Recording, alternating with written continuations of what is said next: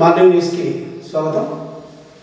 ఈరోజు ప్రధానంగా సామాజిక తెలంగాణలో మనం కొన్ని వార్తలు చూసినట్టయితే, వాస్తవానికి గత 2 రోజుల క్రితం మంత్రివర్గ విస్తరణలో ఏదైతే ఎస్సీ ఎస్టీ బీసీ ఈ 3 కులాలకు సంబంధించిన 3 వర్గాలకు సంబంధించిన ఎమ్మెల్యేలను మంత్రులుగా నియమించుకున్న రేవంత్ రెడ్డి ప్రభుత్వం చూసినట్టయితే, ఇది భారతదేశ చరిత్రలోనే ఒక గొప్ప అధ్యాయాన్ని మనం చూడవచ్చు. ఎందుకంటే ఏ మంత్రివర్గంలోనైనా, ఏ రాష్ట్రంలో కానీ, కేంద్ర మంత్రివర్గంలో అయినా తప్పకుండా ఓసీ సామాజిక వర్గాలకు సంబంధించిన వారు తప్పకుండా ఉండాల్సింది. కానీ ఎవరికి లేకుండా ఈరోజు కేవలం సమాజంలో వెనుకబడిన వర్గాలు ఏవైతే ఉన్నాయో బీసీ ఎస్సీ ఎస్టీ, ఈ వర్గాలని మరి వీరితోనే మంత్రివర్గాన్ని ఏర్పాటు చేసుకోవడం అనేది చాలా గొప్ప శుభపరిణామం. ఆ సందర్భాన్ని పురస్కరించుకొని సామాజిక తెలంగాణ ఒక ఆర్టికల్ రాసింది. రేవంత్ రెడ్డి నాయకత్వంలో సామాజిక తెలంగాణ అంటే, సామాజిక తెలంగాణ అంటే ఏంది? సామాజిక తెలంగాణలో ప్రధాన ఉద్దేశం అందరికీ సమాన అవకాశాలు, సమాజంలో ఉన్న అన్ని కులాలకు అన్ని వర్గాలకు కూడా సముచిత స్థానం, జనాభా తమాషా ప్రకారం అందరికీ సమన్వయం చేసినప్పుడే, అది జరిగినప్పుడే సామాజిక తెలంగాణ సిద్ధిస్తుందనే విషయం మనందరూ తెలుసు. మరి గతంలో ఉన్న ప్రభుత్వాలు మనందరం చూస్తున్నాం. ఏ వర్గానికైనా సరే ఎవరు ముఖ్యమంత్రి ఉంటే ఆ వర్గాలకి అగ్రతాంబూలం ఇస్తూ మరి మనం పరిపాలన కొనసాగించిన విషయం చూస్తున్నాం. నాటి రాజశేఖర రెడ్డి కానీ, కిరణ్ కుమార్ రెడ్డి కానీ, రోషయ్య కానీ, అదేవిధంగా నిన్న మన దాన్ని చేసిన మరి కేసీఆర్ కూడా మరి అగ్రవర్ణాల వారికి ఎక్కువ అవకాశాలు ఇస్తూ వారి కన్సల్టంతో వారి యొక్క ప్రోత్సాహంతోనే ఈ రాష్ట్ర ప్రభుత్వం నడిపించిన సంఘటన మనం చూస్తున్నాం. మన నిజానికి రేవంత్ రెడ్డి ఒక రెడ్డి సామాజిక వర్గమైన సరే, ఆయన ఉద్దేశం ఏంటంటే ప్రత్యేక తెలంగాణ రాష్ట్ర సాధన జరిగిన తర్వాత తెలంగాణను కూడా బంగారు తెలంగాణ కావాలి, అందరికీ సమన్వయం జరగాలి అనే ఉద్దేశంతోనే ఈరోజు ఈ మంత్రుల్ని కొనసాగించినట్టు మనందరం చూస్తున్నాం. మరి ఇచ్చిన మాట ప్రకారం వారైతే ఏదైతే మరి తెలంగాణ కాంగ్రెస్ పార్టీ సోనియా గాంధీ ఇచ్చిందో, వారు ఇచ్చిన ఆశలకు అనుగుణంగా ఈ మంత్రివర్గాన్ని, ఈ కూర్పు మంచి మంత్రివర్గాన్ని ఏ విధంగా అయితే ఇప్పుడు చూస్తున్నాం, ఎస్సీ సామాజిక వర్గాలకి దాదాపు 26% వాళ్ళకి మంత్రివర్గంలో స్థానం కల్పించారు. అంటే బీసీలకు ఇంకా 1-2 మంత్రులు వస్తే వారు కూడా సమన్వయం జరగడానికి అవకాశం ఉంటుంది. ఆ దశగా ఈ రాష్ట్ర ప్రభుత్వం చూస్తుంది కాబట్టి సామాజిక తెలంగాణ, సామాజిక న్యాయం జరుగుతుందని చెప్పి సామాజిక తెలంగాణ కేవలం రేవంత్ రెడ్డి సారథ్యంలో జరుగుతుందని చెప్పి ఒక ఆర్టికల్ రాసింది. ఇది చాలా శుభపరిణామం. దీని అందరినీ కూడా మనం ఆహ్వానించాల్సింది. ఇంకొక విషయం ఏంటంటే, ఢిల్లీలోనే మకాం వేసిన సీఎం రేవంత్ రెడ్డి మరి రాష్ట్ర మంత్రివర్గాన్ని అయితే పునర్వ్యవస్థీకరించారు. కానీ మరి దాంట్లోనే మరి ఆయా శాఖలకి, ఎందుకంటే ఈరోజు మనం చూస్తున్నాం శాఖల మీద అత్యంత పట్టు లేకుండా కూడా ఈ రాష్ట్రం ఇప్పుడున్న మంత్రులు కానీ, కొత్తగా నియమించిన మంత్రులు కానీ తమకు ప్రధాన శాఖ కావాలనే ఉద్దేశంతో వారు ఉన్నారు. మరి ఆ శాఖని కొలికి తీసుకొని రావాలంటే మరి ఆయన ఢిల్లీలో ఉన్న పెద్దల్ని, సరే ఖర్గే గారిని, అదేవిధంగా సోనియా గాంధీ, రాహుల్ గాంధీని కూడా ఆయనతో మంత్రాలు జరుపుతూ ఒక సమతుల్యమైన, అంటే అందరికీ ఆమోదయోగ్యం, అందరిని ఎవరిని నొప్పించకుండా పరిపాలన కొనసాగిస్తారు రేవంత్ రెడ్డి.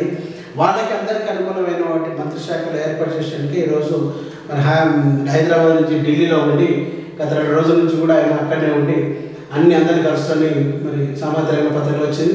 అదేవిధంగా ఉత్తమ్ కుమార్ రెడ్డి కూడా అక్కడికి వెళ్ళిండు, ఢిల్లీకి వెళ్ళిండు. ఉత్తమ్ కుమార్ రెడ్డి, వేణుగోపాల్, ఖర్గే వారు కూడా వాళ్ళ మంత్రాలు జరుపుతారు. ఏదేమైనప్పటికీ ఈ రాష్ట్రంలో సరైన పరిపాలన కావాలంటే మరి ఇప్పుడు ఉన్న మంత్రులే కాకుండా ఇంకా 3 మంత్రుల దాకా పట్టడానికి అవకాశం ఉంది. కాబట్టి సరే, కొంత నిరాశ కూడా ఉంది.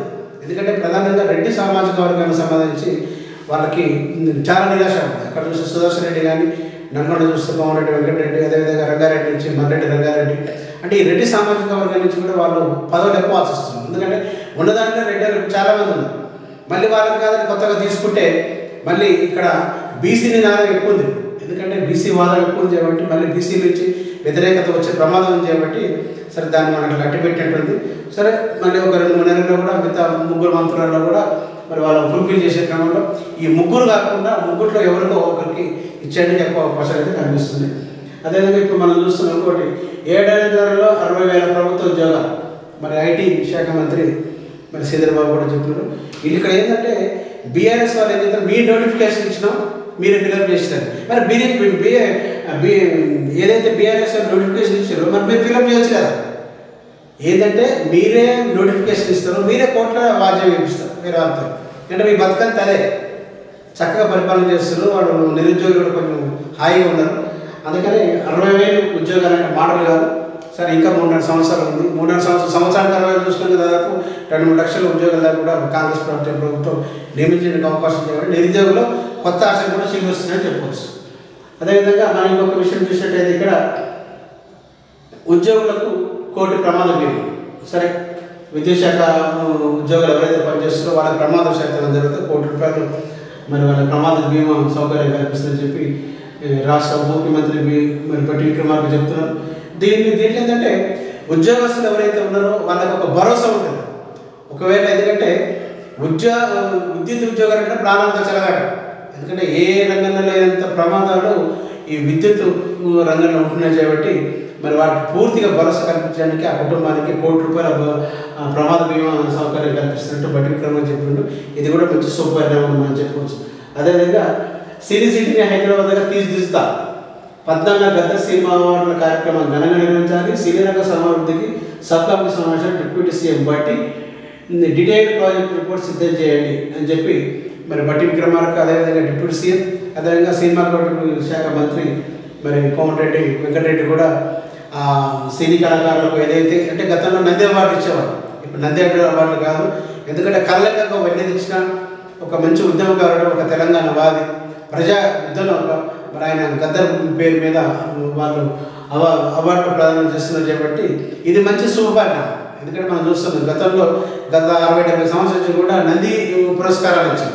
నంది అవార్డులు కాకుండా గద్దర్ అంటే ఒక ప్రాంతానికి, ఒక వాదానికి ఒక ప్రతీకగా ఉన్న గద్దర్ పేరు మీద అవార్డు ఇవ్వటం మంచి పరిణామం.